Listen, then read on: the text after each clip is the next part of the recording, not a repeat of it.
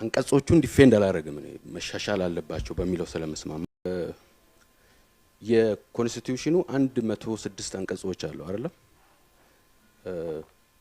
አንቀጾቹን ዲፌንድ አላረግም እኔ መሻሻል አለባቸው በሚለው ስለመስማማ ማለት ነው ግን ቤዚክ ቴኔቱ ነው ዲፌንድ ማረው ፍሬምወርኩ ማለት ነው ፍሬምወርኩ ምንድነው እንዳልኩ እኔም አምናለሁ ህዝቦች አልተሳተፉበትም ይሄ ህገ መንግስት ግን ሁሉ ጊዜ ህዝቦች ተሳትፈው እንደማይጽፉት በታሪክ ስለማቅ እዛ ላይ ዱዌል አድርጌ እንትን አይደለም ስለዚህ ሚስማማኝ የህገ መንግስቱ ቴኔት ምንድነው በአለም ላይ ያሉትን ሶስቱንም የመብት ጄኔሬሽኖች አካቷል የጄኔሬሽንስ ኦፍ ራይትስ የሚባሉት የመጀመሪያው ጄኔሬሽን ይሄ የቤዚክ ሲቪክ ኤንድ ፖለቲካል ራይት የሚባል የግለሰብ መብቶች ማለት ነው አሁን ብዙ ሰው የግለሰብ መብት አልተጠቃለለ ምናምን ይላል የሰብአዊና ዲሞክራሲያዊ መብቶች ተብለው የተቀመጡት ማለት ነው ምዕራፍ 3 ማለት ነው የት ጋር ብለህ ብትጠይቀው እንደዚህ አይነግርህም ጀነራሊ ነው የሚናገረው ስለዚህ የመጀመሪያው ጄኔሬሽን አለ እዛ ውስጥ ሁለተኛው ጄኔሬሽን ከሶሻል ሴኩሪቲ ጋር የተያዘ ይሄ ከማህበራዊ ዋስትና ጋር ትምህርት ማግኘት ጤና ማግኘት የዜጎች ማለት ነው ይሄ ሁሉ ተጠቃሏል ሶስተኛውና አብዛኛው አሁን ይሄ ህገ መንግስቱ የማይቀበለው ሰዎች የማይቀበሉ the ጄኔሬሽን የሚባለው ነው የኮሌክቲቭ ራይት ሰልፍ ዲተርሚኔሽንን ጨምሮ እሱ ይውጣ ነው የሚሉት እነሱ እኔ እንዲቀነስ አልፈልግም እሱ እስካሁን ያለ የለም እዚህ ውስጥ ለምሳሌ ሰልፍ ዲተርሚኔሽን ማይቀበሉ አሉ ኢትዮጵያ የራስን ድል በራስ መወሰን ማይቀበሉ እንደውም አንቀጽ 39 መውጣት አለበት ምናምን የሚሉ አሉ አንቀጽ 39ን ማለዘብ ይቻላል መገንጠልን የሞራል ጥያቄ አድርጎ የህዝቦችን የራስን ድል በራስ መወሰን ምንም ሳያንገራግሩ ተቀብሎ ይሄ የሴሴሽን ክሎዙን ማለዘብ ይቻላል because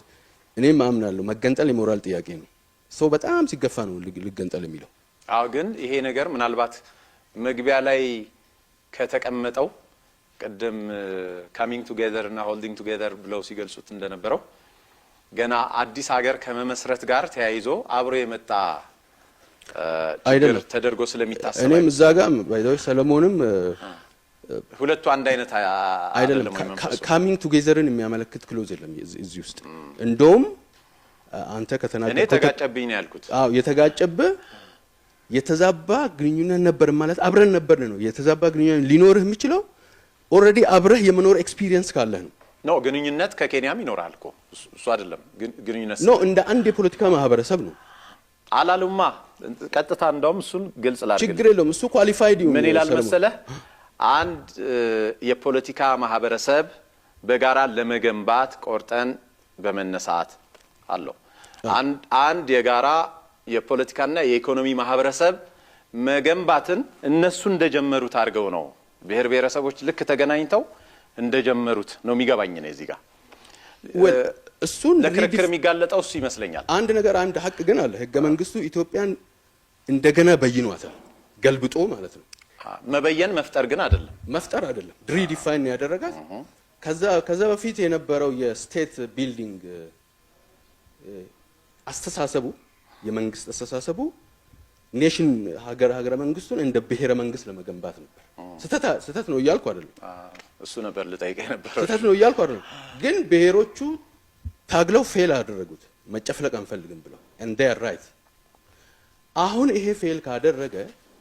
እንደ አንድ የፖለቲካና ኢኮኖሚ ማህበረሰብ ደግሞ አብረን መኖር ካለብን ስለሚጠቅመን እንዴት እንቀጥል በሚለው ነው ሪዲፋይን ያደረገው ችግር አይታየኝም ማለት ነው ስለዚህ ኢትዮጵያን እንደ ብሔር ሀገር ሳይሆን እንደ የብሔሮች ሀገር not nation state but state of nations አድርጎ በይኗታል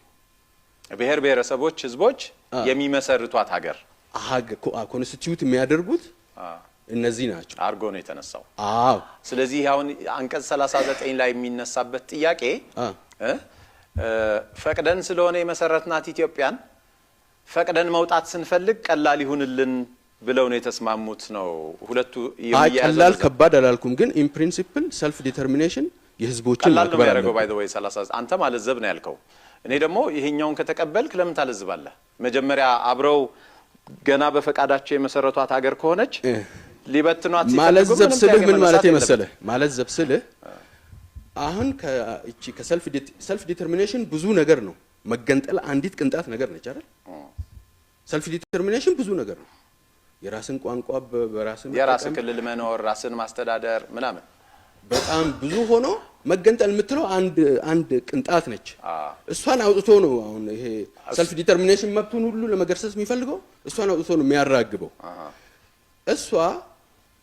እንዳልኩ የመገንጠልን እዛ የህገ መንግስቱ ሚኒት ላይም አለ ቃለ ጉባኤው ላይ መገንጠልን በቀጥታ ከምንጽፈው የሞራል ጥያቄ አድርገን ህዝቦቹ ገፍቶ ሲመጡ ግን ማይከለከል ነገር ለምን እናደርጉ? መገንጠል የሚለው ከጻፍን ማበረታታት ሊሆን ይችላል በሌላ መንገድ የሚል አይነት ክርክር ነበረ። አይ ቲንክ የኔ እንትን ወደዛ ያደላል። የሞራል ጥያቄ ሆኖ ቢቀር ክህደት እስከሌለ ድረስ ማለት ነው ሰልፍ ዲተርሚኔሽንን ዲስሚዝ የሚያደርግ ኃይል እስከሌለ ድረስ ለምሳሌ እንደ እንግሊዞቹ ማለት ነው የእንግሊዝ ህገ መንግስት ውስጥ መገንጠል የሚል ነገር አልተጻፈም እኮ፣ ግን ሰልፍ ዲተርሚኔሽን ስለሚያከብሩ ስኮትላንዶች ገፍተው ሲመጡ ሰጡ ማለት ነው እድሉንና